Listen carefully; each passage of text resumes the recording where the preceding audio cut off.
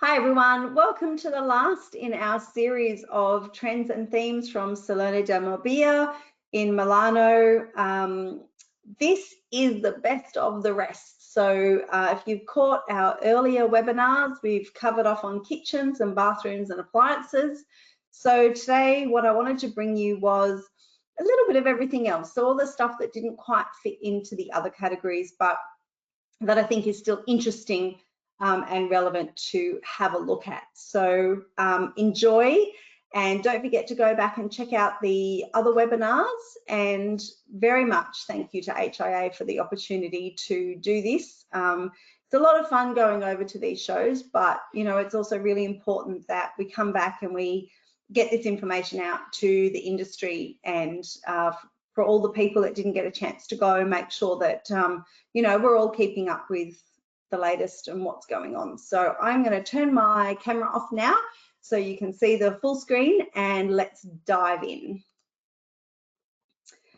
So first of all, and I do apologize if you have watched the other webinars, this is a little bit of a repeat of information, but just in case anyone is watching this one first, just wanted to run through some facts and figures about this year's show. So you can see it's a very, very important show internationally. We had almost 371,000 people attend the show this year in the 6 days that it was on. The total exhibition space is just under 175,000 meters squared. So you can imagine that that is a lot of walking, many steps. I had my step count on and it scared me every day. The total number of exhibitors across the whole exhibition was 1,950. In the Cucina and appliances section, there were 105 exhibitors, about 24,000 square meters. 185 in the bathroom section, almost 18,000 square meters.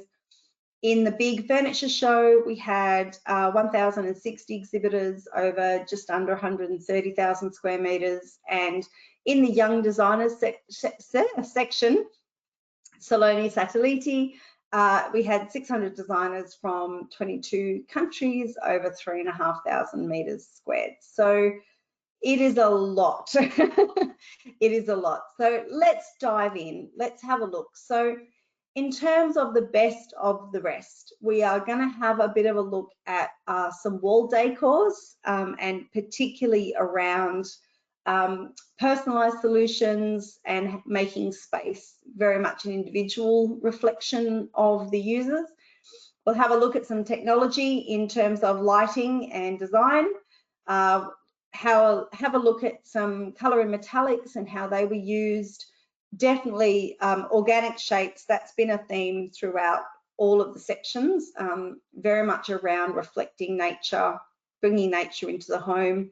I wanted to have a couple of looks at some design and tech solutions in the dressing room and laundry space. And there's a couple of special and unique pieces that didn't really fit anywhere else, but I wanted to bring them to you because I thought they were interesting. So, all right, let's move on. So when we talk about wallpapers, all the examples that you're seeing here, and I'll just flick through a few as we're talking, these are all from Wallpaper. So Wallpaper have been producing wallpapers and wallpaper solutions for ages, and this year was actually their debut at the show. They've never presented at the show before, so they brought their new 2024 collection. This is a catalogue of almost 100 unique graphic prints that are relevant for just about every room in the home. Really looking at living, how we live, projecting a contemporary interior while still celebrating, I guess, the history, not just the history of the brand, but the history of sort of how we live. And, this is kind of 10 years of this company doing this sort of thing and really, I guess, playing with volumes and designs and graphic prints and a range of ways that we can bring new dimension, new art into the home in different ways. It is nice to see that wallpaper is coming back as an interior solution, because I do think that there are huge applications for wallpapers in interior designs, and particularly now with the approach to wallpapers and I guess specifically with the technology that we have around the printing process these days, it really allows for that broader scope of design effect that can be created with a wallpaper in the home. When we have a look at lighting, I've got a few examples for you. These days, lighting is obviously far more than a lamp in the corner. We are seeing more and more and more that lighting design, lighting technology is becoming such an important part of all kinds of interior design, not just in terms of a lamp next to the bed, but in terms of how we interact with the space, how spaces can be changed by the different use of lighting, enhanced. And so this is an example from Bora. Now, this is interesting because Bora is known for its appliances. It's been working in this appliance space for a long time. With these two new lighting systems, one is called Horizon. Obviously, that is the horizontal lighting, and stars are the vertical elements that you can see. This is their first foray into lighting solutions. So I think that's really indicative. If you've got an appliance company that's traditionally only really played in the kitchen space, I think the fact that they're now moving into lighting, I think that's indicative of the approach now where lighting is becoming a broader scope of design application now, not just, oh, here is someone who is a specific lighting designer, but now as an interior designer or as a kitchen designer, or as a bathroom designer, you're really kind of expected to have that level of understanding and in-depth knowledge about how to utilize and integrate lighting into those designs. So I just think these are two gorgeous examples from Bora. Obviously, again, high levels of technology, given the company's background as an appliance manufacturer, you would expect nothing less.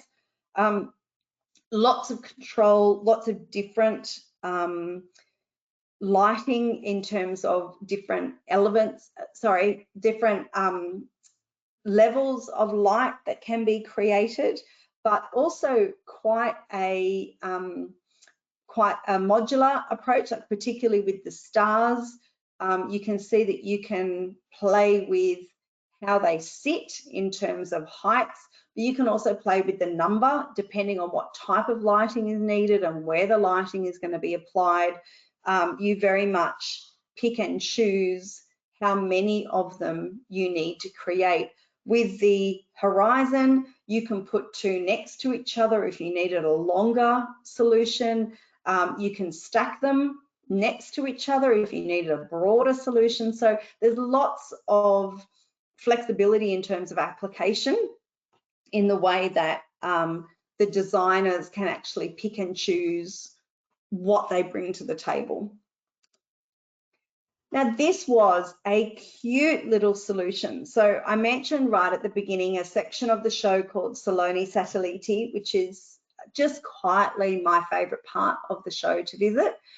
This is a curated section of the show, which is for young designers under 35 years. So you must be under 35 to be invited to attend. You have to submit a body of work that is then assessed by a panel.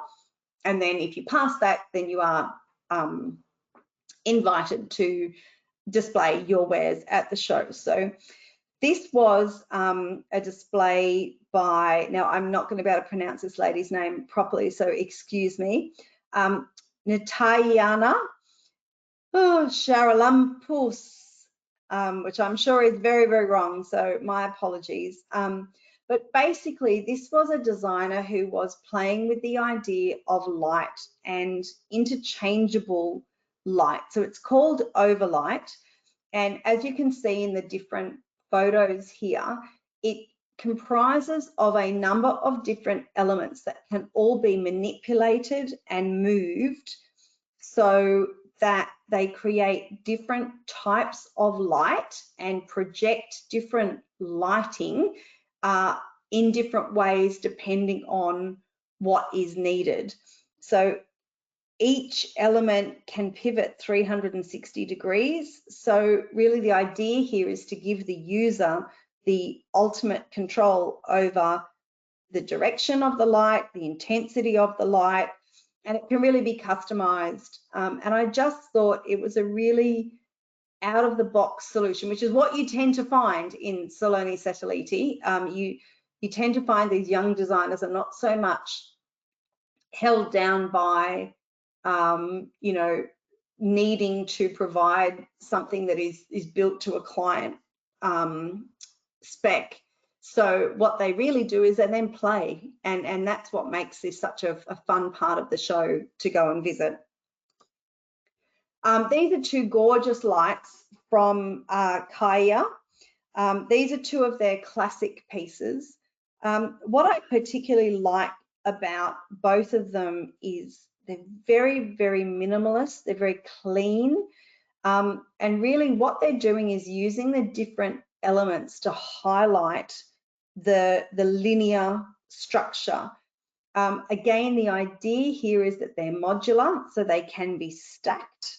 They can be combined to create a number of different solutions and a number of different shapes, angles, you know, depending on what you need. You've got different heights, you've got different sizes.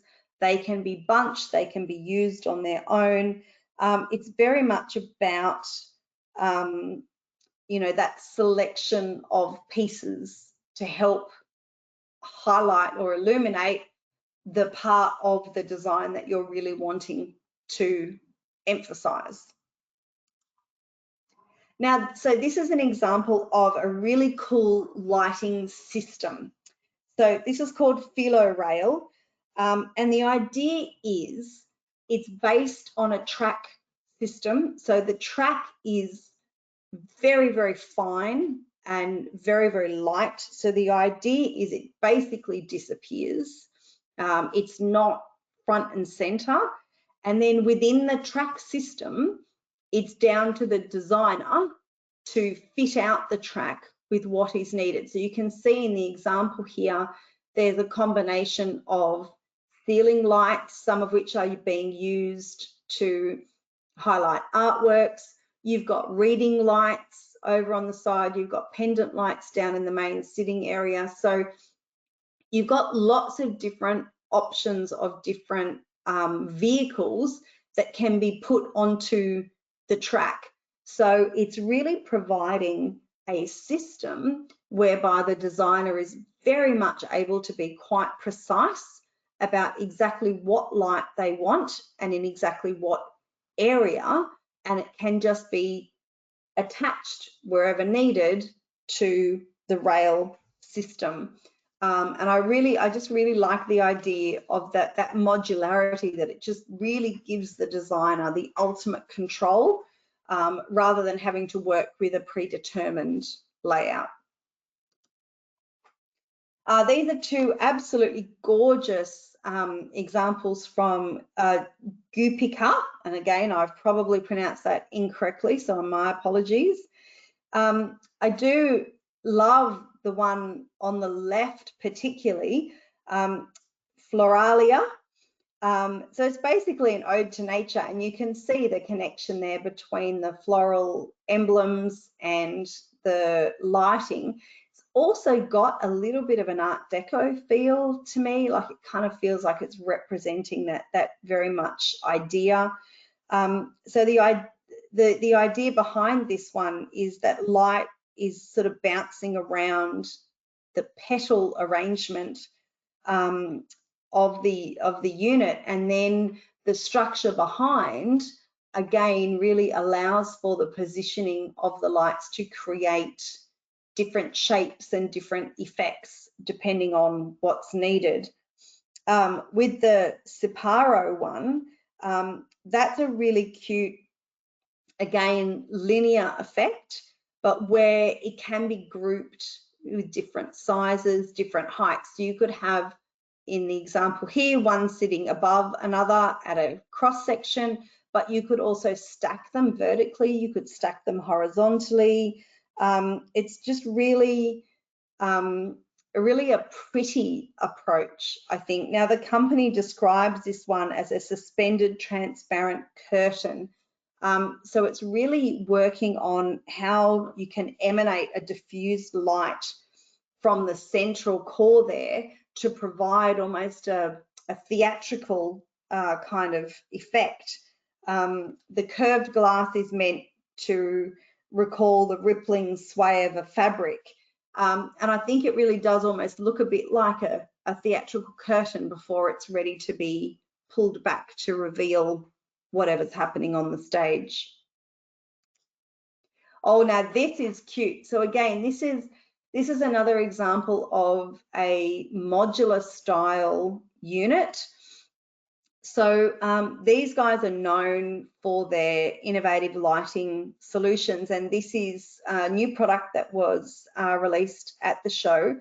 So this is a pendant solution, and as you can see, again, the individual units are designed to be either used on their own, as you can see in the example on the left, or they can be combined and stacked in different ways. So with the example on the left, you can see 3 different sizes are creating that fairly unique shape, but you wouldn't have to use 3 different sizes if you didn't want to, depending on what you needed to create. You could use in a different order, or different, put 2 of the same size together. Like, it really is up to you guys as the designers. So you've got this very thin structure, but because the technology behind the lighting is so kind of structured, I guess, is that you're really able to optimize the brightness and have it very customizable because of having the different elements that can be combined. You can really add more to create more light, or less to create less light, really depending on what the solution is that you needed to provide.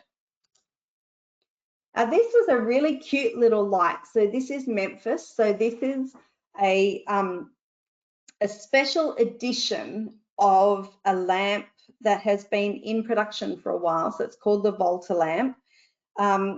This new lamp was made in commemoration of its 55th anniversary. So this is not a new lamp, this is just a new approach. So as you can see, colors and the color combinations and the way that this lamp has been structured, very much, it's very kind of 80s, a bit retro kitsch almost. So for this 55th anniversary, what the company has done is they've actually created an exclusive collection of 55 numbered units, each hand painted, and each adorned with different illustrations on each of the heads of the lamps in order to create these 55 units. So I just think it's cute. It's obviously not going to be for every environment. It's not going to work in every environment, but I just love the idea that something that's been around for 55 years is being reimagined in this new way as a piece of art, as a numbered piece of art. Light and Shade is the name of this wall sconce. And I just think it's beautiful. It makes me think of a sunrise or a sunset. It's a really clever interpretation of using a hammered sheet metal. So you've got one smooth layer and the rougher, more textured layer.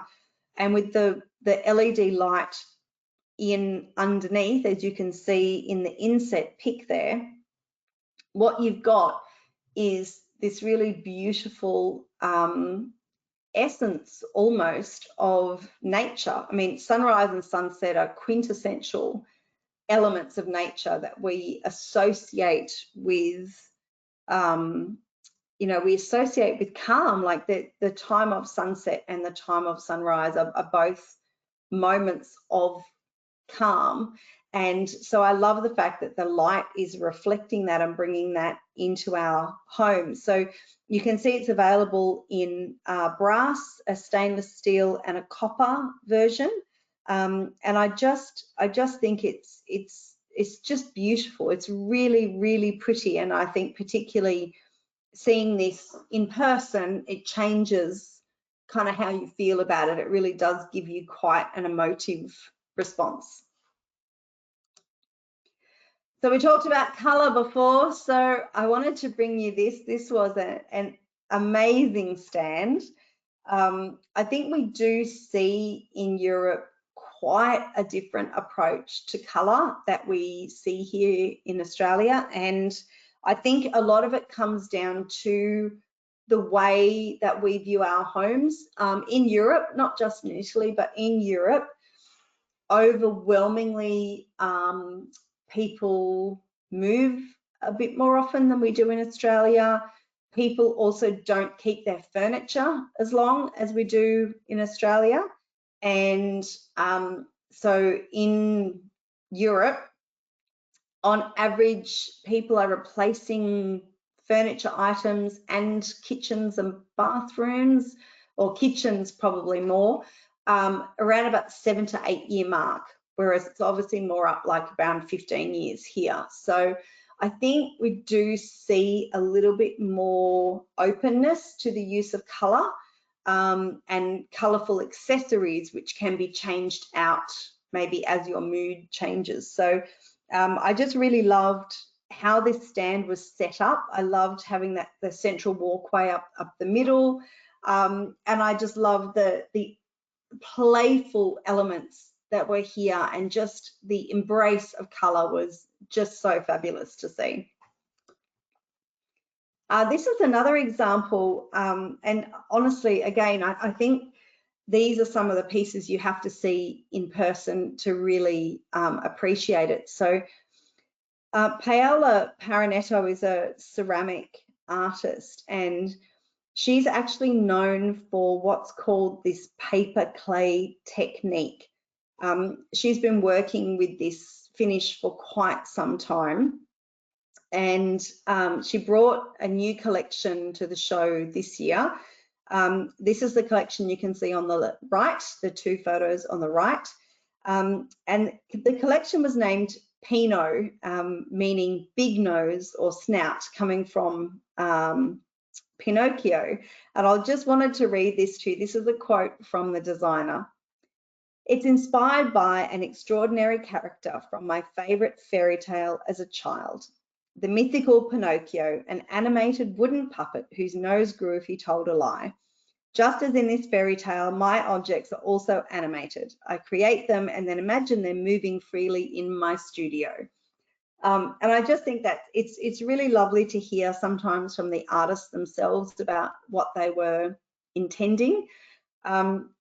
The items on the left are actually a series of sunflowers, or they're named sunflowers, and it's a collaboration with another designer where Paola creates the external features, and then Giovanni, the other designer she's collaborated with, he applies the mirrored pieces. And I just think it's such a lovely approach to something we don't really necessarily think of as a work of art in being that mirror. But just also in the paper technique, it provides this beautiful texture, and it really makes you want to interact with the pieces and reach out and touch them.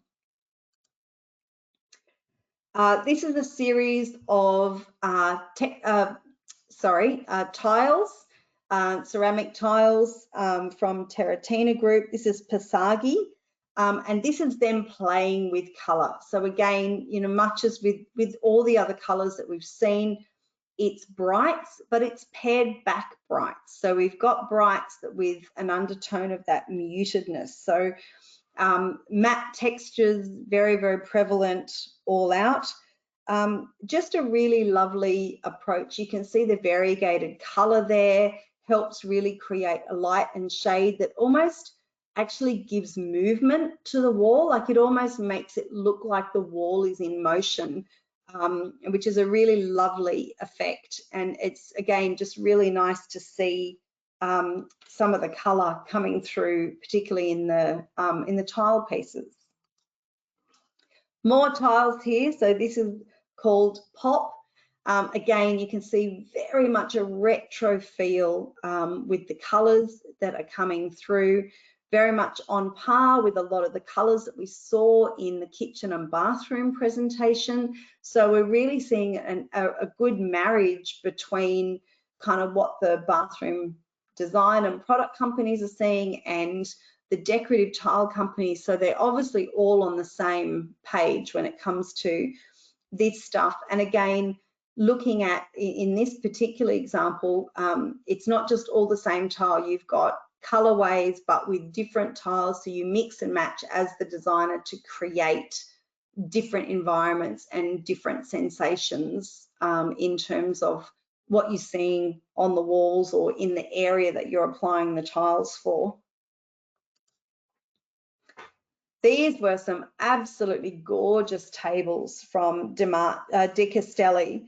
So their new design for this year's show, very much really highlighting, I guess, the beauty of brass or copper, using very simple intersecting circular shapes to help create ideas of movement and visual texture. The graphic design or the graphic pattern that's been used on the top really helps give, I guess, a bit of an extra three-dimensional effect, but also provides a textural element, which I think without it, these units would actually be quite plain and they wouldn't have the visual interest that they do. They're called flocks, and the reason why they're called flocks is if you have a look at how the graphic etching kind of moves without moving on the top of the tables, it's actually very reminiscent of that sinuous and hypnotic movement that flocks of birds make when they're all moving together up in the sky. And that was very much what the designer was wanting to create here.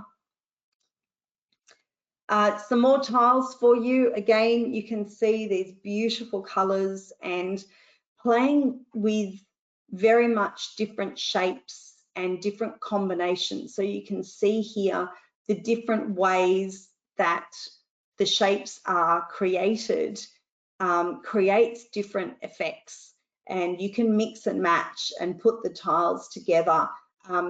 This lovely wave pattern, it really makes the tiles look as though they're moving. So you get this lovely movement in the wall or the feature or wherever you're using it, very much around looking at light and shade and using light and shade to create that textural effect. And just, yeah, absolutely gorgeous. Very reminiscent, I think, of sand, the wind moving across the sand on the beach and creating that kind of sinuous effect. It's absolutely lovely. These are a couple of mirrors from Art Linear. So again, this is about sort of looking at the mirror as a functional item and seeing where we can add interest, texture, give it a bit more of a piece of artwork kind of sense. So it's a graphical representation of the sun in a couple of different forms. This is how the designer has described the engravings. So it's very much about laser etching into the mirrored surface to provide that kind of extra, I guess, depth of visual interaction in a space where it's normally a bit of a one-way interaction with the mirror. You look at it, it gives you a reflection and you move on. Whereas I think this sort of invites you to maybe go a bit deeper. All right, let's have a quick look at dressing rooms and laundries. Obviously, I've brought you an example here in the bathroom as well. I actually particularly really love this application in a dressing room. So this is a vanity unit, and it's a standalone unit, obviously meant to be wall mounted, but it closes down, so you can close the lid down. But when you open it up, you've got the light, you've got the mirror, so you can use it for applying makeup, you could use it for applying jewelry, it could be a little shaving cabinet. There's many uses, and I just think as a little standalone unit, it's very cute, and it's a little bit, you know, outside the square. It's really lovely. From VZUG, we have a piece of technology for the dressing room or the laundry. So this is called the Refresh Butler. It's actually available in Australia now. And so it's basically a way of refreshing and sanitizing particularly delicate clothes that you don't necessarily want to put through the washing machine. You can hang them or you place them within the unit. And it uses a gentle steam-based sanitizing process to kill germs. Can be used for linens, blankets, pillows. If you particularly have allergies and things and you don't really want to use harsh washing chemicals or soaps or detergents in there. But I just think it's cute if you've got someone who's looking for that level of solution, you know, for the dressing room or the laundry. I think it's just a really great solution. Okay. I was trying to find a place for this, and this is where it ended up because it didn't sort of fit anywhere else. But this is from Antonio Lupi. So we know Antonio Lupi for their incredible bathroom wares. This is a DJ console. So when I went to the Antonio Lupi stand, I spoke to a lady that I know there, and I got taken on a tour. And we got to this, and she looked at me and she said, if you've got a yacht, why would you not have a personalized DJ station? And I'm like, sure, that makes sense. I'll have two. Anyway, this is specifically designed for Antonio Lupi, and as you can imagine, I don't think they'll be selling thousands of them. But you know, if you've got a client who is really into their music and wants a mixing station, I think something like this. So the folks at Antonio Lupi worked with a specialist DJ and collaborated with a number of different manufacturers to come up with the design of this and to really have a look at, I guess, the technology that you can place behind that. So from a design perspective, if you leave out, you know, the fact that we all need a personalized DJ desk, but from a design perspective, so it's very much soft, elegant forms, quite futuristic in terms of its aesthetics, but cleverly, you've got a lot of clever stuff behind it. So cables are hidden in the leg structures, and that helps because then you've got a really nice clean exterior. It's absolutely 100% customizable. So you can have different mixers, CD players, other standalones, you can have designated tops, you can put, you know, anything that you needed. There's even a structure that allows for vinyl if you happen to be into vinyl. So I just, you know, it's not like we're going to see this in every second home in Australia, but it's just cute and interesting the way that design companies that are really at the top of their game are now starting to expand into other areas, I think really just because they can. Lucky last, this was just a cute unit, and again, it didn't fit anywhere else, but I loved it so much I really wanted to bring it to you. So this is by Serena Confalonieri. It's called Birdie. I think you can probably see why. It was created by her as part of a collective exhibition that happened in Milan Design Week. So it wasn't technically at the show, but I still thought it was worth bringing. So the idea of the collective exhibition was all centered around a theme called On the Perch, and the curator basically reached out to a number of different designers and said, look, if I say on the perch to you, what does that mean? And they were asked to create a piece that reflected that. So this is a modular freestanding piece of furniture, very much kind of rooted in 60s design. And it's a sequence of different functional elements which lay on top of one another to compose this irregular column of geometric shape. So you're visually getting the idea of block on block on block, each module kind of having its own structure and its own function, but then coming together as one. And obviously, as you can see, you can mix and match depending on what's needed or what you want at what height. So the idea is you have this central column and these different elements, tables and mirrors and hanging and baskets and other things, and then you very much put it together to meet or to create the piece of furniture that you want. So doesn't really fit into kitchens or bathrooms. I just thought it was really cute. I love the ingenuity of it, and I love seeing what happens when designers get to play and they're not really creating necessarily for a client brief. So that brings me to the end of the presentation. Please, if you haven't already, check out the kitchen or bathroom or appliance webinars. I do a little bit of a deep dive into each of those areas. If you've seen anything from today's presentation that you would like some more information on, I've included my contact information here for you. And if you are interested in coming to Milan Design Week, please stay in touch.